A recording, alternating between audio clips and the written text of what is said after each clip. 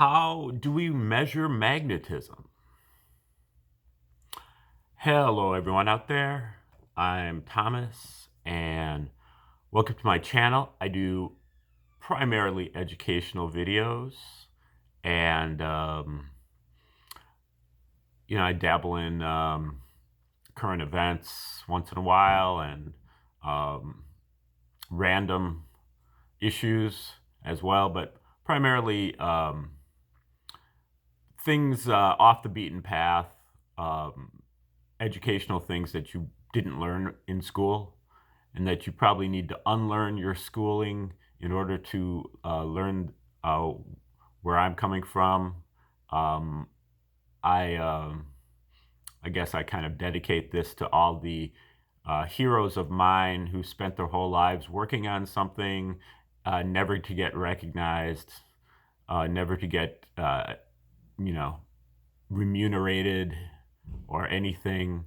And I'm trying to kind of resurrect their theories from years ago and to bring him back into currency. One of those things, even though its progenitors are anonymous, is this thing called Tree of Life. This is an ancient model, and the way I use it is it's a map of our faculties of consciousness. It has 10 circles that are numbered 10, 9, 8, 7, 6, 5, 4, 3, 2, 1. It also has a 0 above the tree and an abyss right here. So for a total of 12 different categories or 12 different faculties of consciousness. Briefly, these are really our instinct, our animal consciousness, fight or flight reflex, impulse. Then at the ninth sphere, we have our heightened receptivity, really our domestic consciousness, where when we're growing up as a kid, we're highly receptive to our caregivers and other role models, and we just watch what they do, memorize it, and imitate it. Then here at the eighth sphere, it's similar, but it's with the public consciousness, public sphere, the conventional wisdom, the expert opinion, and here they tell us what we're supposed to believe, and if we are receptive to that, then we learn what they tell us, we believe it, and we rationalize it. So this is really a rational faculty, left brain on the surface faculty, our talking mind. Then at the seventh sphere, this is generally for people who get into the eighth sphere but find that it's lacking in certain ways, and they come over here and they try to improve upon it. They use their creative spark, their intuition, their inspiration, their pleasure principle, and they try to come up with things such as artistic pieces and also inventions in order to improve upon what's here at the eighth sphere. And this is a right brain kind of thing. Then here at the sixth sphere, we have our free will faculty. This is our center. This is really where we're located. Thinking of it in terms of you are here on the map. But our free will faculty is our ability to pay attention and to make decisions. And so we're paying attention here at the sixth sphere, but generally we are paying attention downward on the tree. We're paying attention to our conditionings here and also here. So what we have to do with our first conscious decision at free will is to make the decision to turn our attention around and turn our attention to our higher aspects.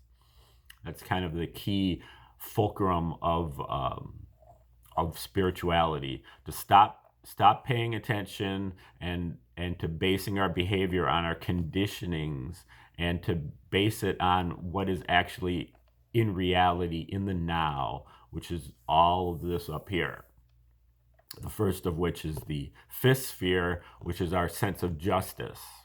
This is our sense of natural law. They work together. The law is articulated here at the fourth sphere, and it's enforced by karma here at the fifth sphere. The fourth sphere also is related to the universal love and universal language. So this is our universals. This is the highest manifestation on, on Earth. All of this is like inside. So 6, 5, and 4 is a triangle. 7, 8, and 9 is a triangle, and 3, 2, and 1 is a triangle. This is our divine triangle. This is our, personality. This is our, kind of lower self. But the 7 is kind of a wedge to get into this area here, which is kind of where our initiation, our path of initiation, where we begin to do the spiritual thing. Okay, then 3, 2, and 1 are divine faculties. 3 is our omnipotence, all-powerful, tapped into through a sound synchronization, especially through mantra. And then the second sphere is our omniscience, all-knowing, or wisdom. And this is tapped into either through an oracle or divination system. If we're not able to achieve it ourselves, then we use a surrogate source of wisdom, the divination system. Or if we can shut our mind off, turn off the thinking, completely, and that allows us to go deeper and deeper into the mind in order to really into the spirit, in order to unearth all possibilities, and those possibilities enable us to solve all of our problems, which is in the tree is the definition of wisdom. So we can either get here through using an oracle or divination system, or ourselves through being able to have the control of our minds enough so that we can shut it down, so that we can glean all of the solutions that come to the surface. The first sphere is omnipresence, all presence, all at once, all present, all at once, eternally. This is really at our deepest center, where we connect with the creator, but not only that, but we connect with everything else, because everything else has the same one at our center. So at our center is where we connect with everything else. And then the 0 sphere above the tree is really the thing that the creator reserves for itself. So this is part of the creator, but this is the part that we don't have access to. So this, you could think of this as kind of like the surface of the creator, and this is the deep inside of the creator that we can't see. So like if you think of the creator as being like the sun, we can see the surface of the sun, but we really don't have direct access to what is inside the sun, what's beneath the surface. Okay, now what I've done with my model is I've used the 12 different faculties on the tree, and I've more or less superimposed an entire tree onto each sphere. So I put a whole tree onto the 10th sphere, and a whole tree onto the 9th sphere, and so on. So 12 different faculties here, 12 different faculties here, and so on, for a total of 144 different, what I would call fractal faculties, or stages of life. Stages are not chronological stages, but they are dramatic stages. And these are what I'm outlining here one at a time in this series of videos. Today, the question, how do we measure magnetism? This is stage number 88. And incidentally, if you want me to send you a free copy of that list of the 144 fractal faculties, just click the link below and I'll send that out to you. And that just kind of helps you to keep track of all the different ones, because I'm rolling them out in more or less random order, and so you'll be able to kind of see the whole list and kind of see how it progresses, and how one is related to another, how one is opposite to another. So just click the link below and get that. So today, number 88, how do we measure magnetism? Now, magnetism, you may remember, is in the realm of the abyss. So the abyss is right here. And we are talking about the 7th fractal of the abyss. So the 7th sphere is about creative spark, inspiration, intuition. It's also invention and artistic expression. And then the abyss is about our psychic powers. I may not even have mentioned this before. I think I might have skipped over it. But the abyss is about our psychic powers.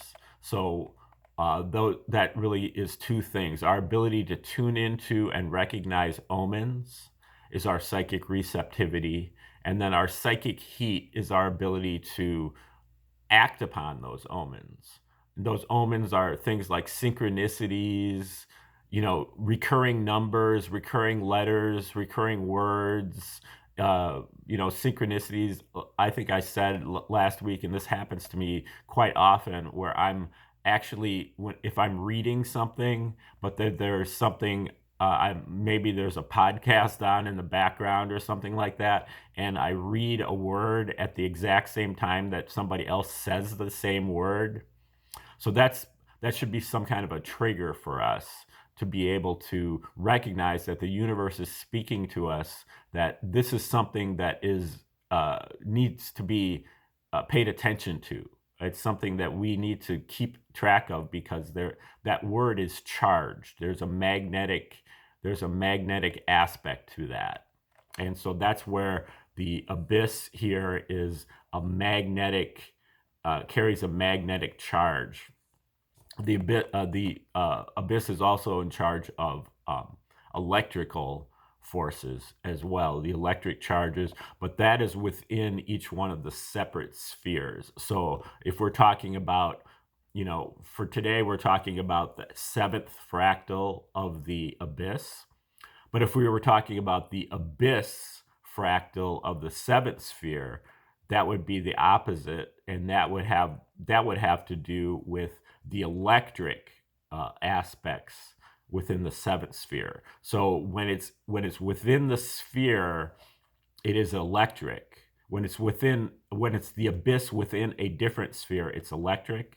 And when it's the abyss, when it's another sphere within the abyss, then it's a magnetic thing. So the magnetic thing is carried here in the abyss, and the electrical thing is carried within the whole tree through the abyss. That's pretty complicated, and I have to say I'm not an expert on the abyss. I'm really trying to pick it up, but most of the stuff that I talk about having to do with electricity, magnetism, and really any of the basic properties of matter, chemistry, physics, atomic chemistry, my source is generally the reciprocal system of theory that was originated by Dewey B. Larson, along with the second iteration of the reciprocal system, mostly iterated by Dr. Bruce Perret and Dr. KVK Nehru.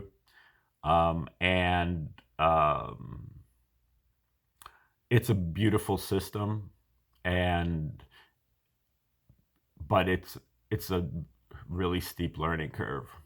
So I'm trying to make it as accessible as I can, but it's a really steep learning curve. But if you get it, you can make great strides.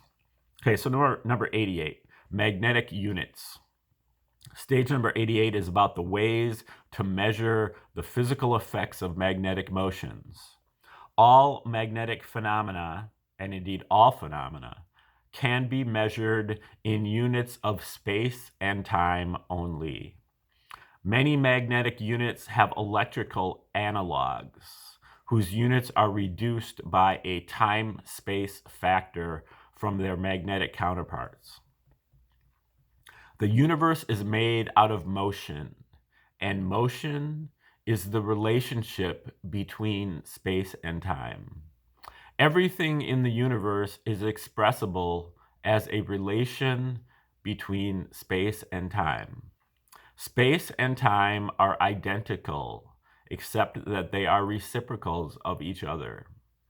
They both progress, and they both have 3 scalar or directionless dimensions. Space is measured in distance. Time is measured in degrees or angle. Magnetic charge has a 2D, two-dimensional nature, and electrical charge has a one-dimensional nature.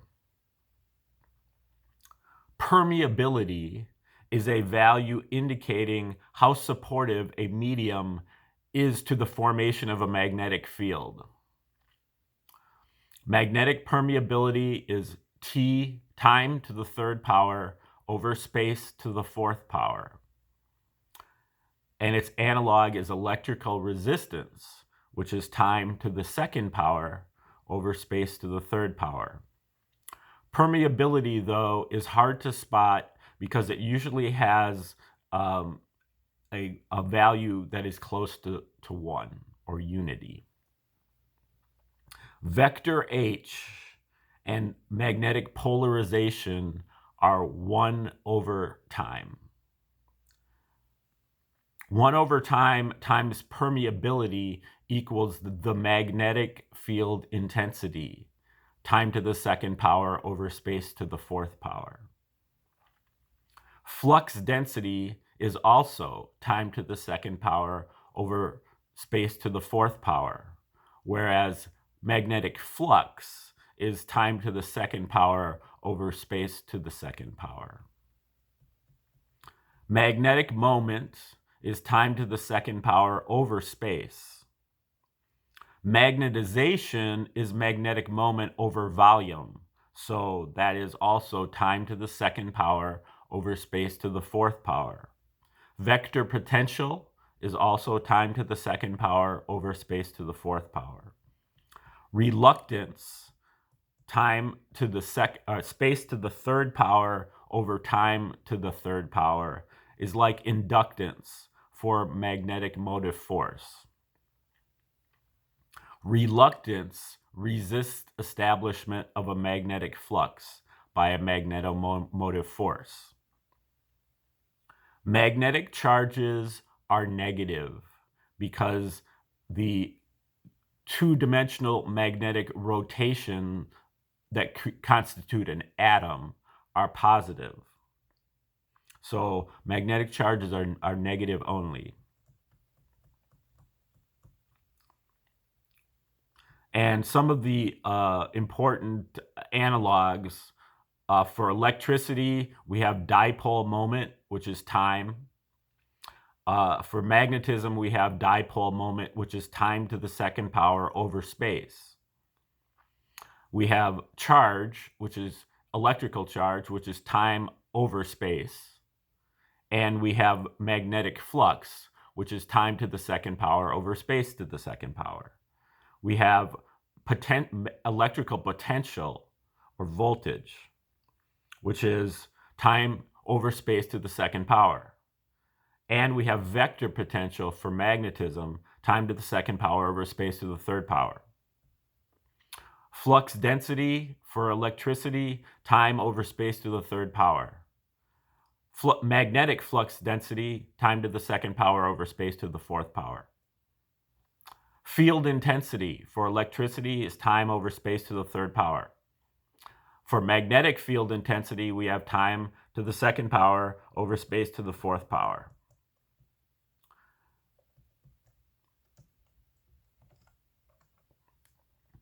Electrical resistivity, time over space to the second power.